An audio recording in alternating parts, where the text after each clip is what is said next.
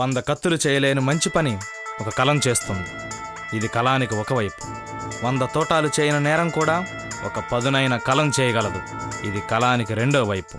ఒక నిర్దిష్టమైన ఆశయం కోసం సైనికుడిలా కలం పట్టిన నాకు ఈ కాలం సమాజం నేర్పిన గుణం మోసం.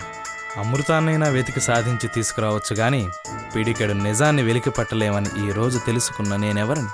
తెలివైన వాడినా, అమాయకుడినా, లేక ఈ ప్రపంచంలో బ్రతుకుతున్న అనేక మోసగాళ్లలో మోసగాడినా కాలమే నిర్ణయిస్తుందనుకున్నా. కానీ కలం నిర్ణయించింది.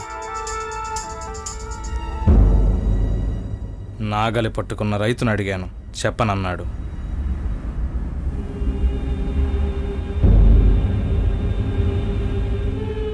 వర్తక వ్యాపారిని అడిగాను, చెప్పలేనన్నాడు. రాజకీయ నాయకుడిని కూడా అడిగి చూశాను, చెబితే పరువు పోతుందన్నాడు. సాఫ్ట్వేర్ మహారాజుని అడిగి చూశాం, అలసిన మొహంలో నీరసం కనిపించింది. చివరికి పోసి నవ్వుల చిన్నారిని కూడా అడిగి చూశాం.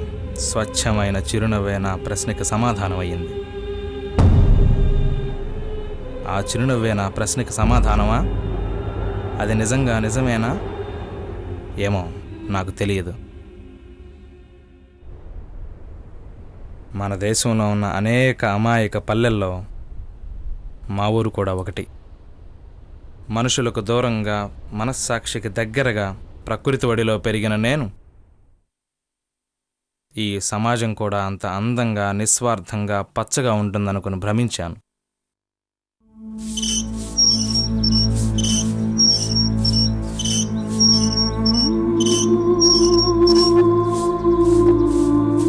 నా చిన్నప్పుడు మా నాన్న నాతో బాగా ఆడుకునేవాడు. అప్పుడు మా నాన్న ఒక రైతు. నేను పెద్దయ్యాక చూసిన నా తండ్రి ఒక నక్సలైట్. ఉద్యమంలోకి వెళ్ళిపోయిన నాన్న నన్ను, అమ్మని ఒంటరి వాళ్ళని చేశాడు. ఎప్పుడు నవ్వుతూ అందంగా ఉండే నాన్న ఎందుకలా అయిపోయాడో తెలియదు. పగబట్టిన పరిస్థితుల మధ్య వెళ్ళిపోయాడో, మరెందుకు వెళ్ళిపోయాడో అప్పటి నా చిన్న మనసుకి అర్థం కాలేదు.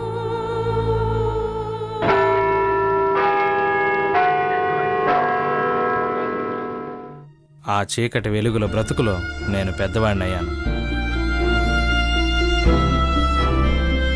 కానీ నాన్నను చూడలేకపోయాను.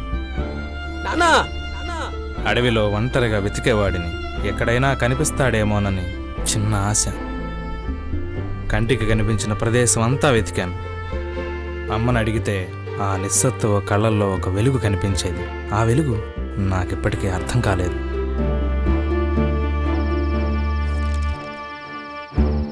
అలా నా మనస్సు పరితపిస్తున్న క్రమంలో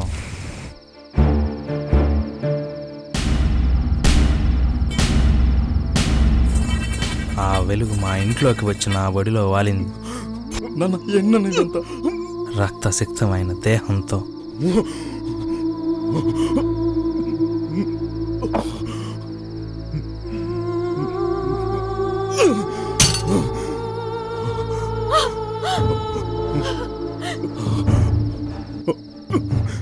విప్లవం అంటే సాయుధ పోరాటం కాదు.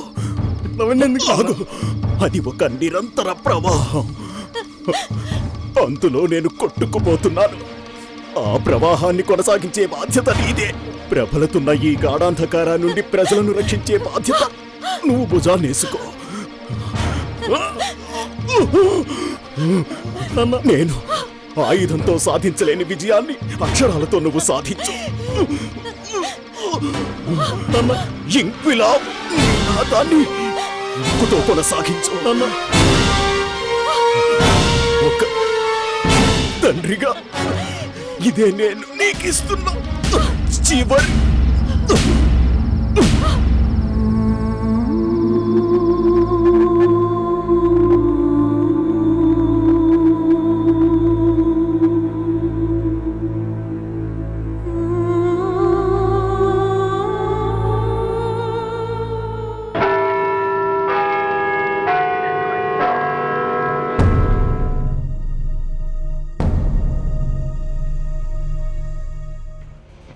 నేను జర్నలిస్ట్ని అయ్యాను. నిజాన్ని వెలికి తీద్దామనుకున్నాను. నిశ్శబ్దంగా నిజాయితీగా మొదలుపెట్టిన నా తొలి అడుగు అక్కడే ఆగిపోయింది.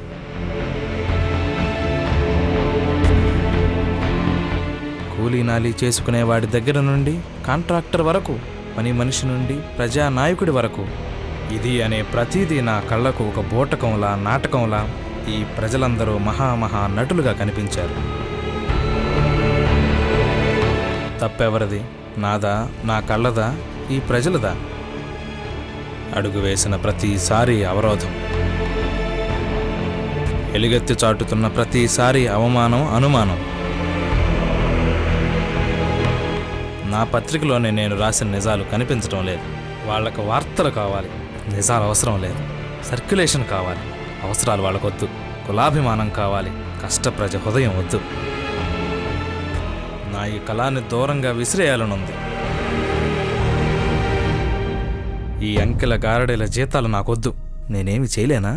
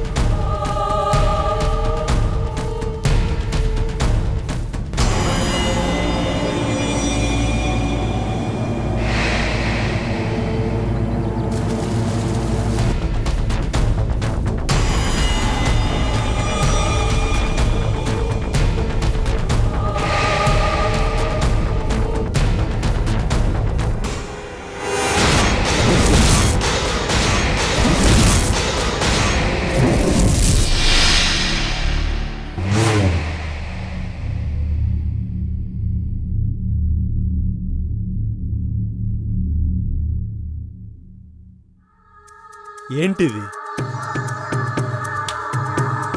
నేనెవరని చూస్తున్నావా? ఈ సమాజాన్ని బాగు చేయటానికి జ్వలించిన ఆహుతుల్లో నేను ఒకణ్ణి, మీ నాన్నగారి అనుచరుణ్ణి. గుర్తుంచుకో, దీంతో నువ్వేమీ చేయలేవు. ఎప్పటికైనా సమాజం స్థాపితమయ్యేది దీంతోనే.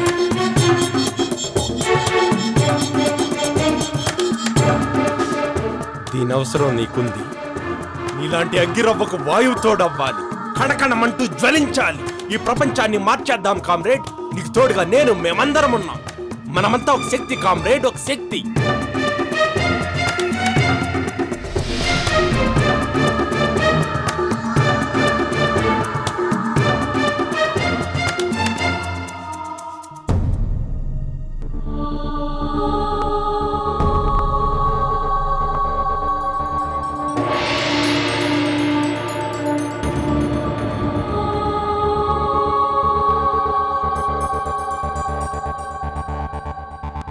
మిత్రుడు లాంటి శత్రువుని కౌగిలించుకోవాలా? శత్రువు లాంటి మిత్రుడిని దూరం చేసుకోవాలా?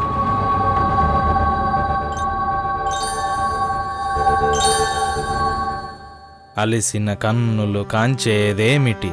తొణికిన స్వప్నం, తొలిగిన స్వర్గం. చెదిరిన గుండెల నదిమేదేమిటి? అవతల యువతల అరులై ఇరులే. విసిగిన ప్రాణుల పిలిచేదెవ్వరు? దుర్హతి, దుర్గతి, దుశ్చతి, దుస్మృతి.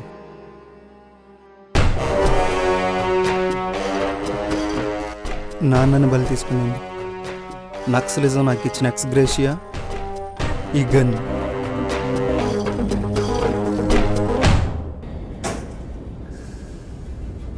సమయం ఆసన్నమైంది.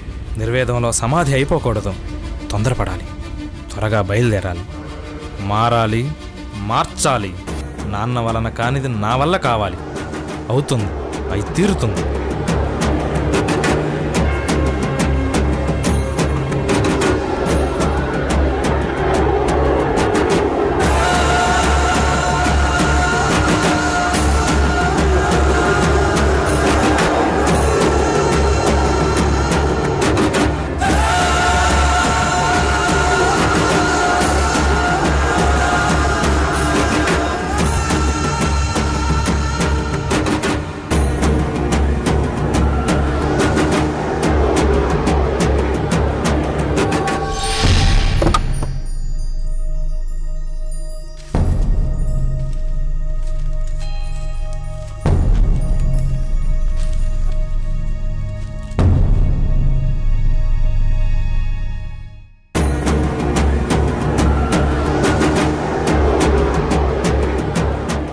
ఇంతకు ముందెన్నడూ లేని ఆత్మవిశ్వాసంతో నిశ్శబ్ద విజయానికి నిలువెత్తు చిరునామాగా ఈరోజు ఇతను, రేపు ఇంకొకరు, తర్వాత మరొకరు, ఇలా ప్రపంచం మొత్తం నవ సమాజ నిర్మాణానికి పాటుపడాలని ఆశిస్తూ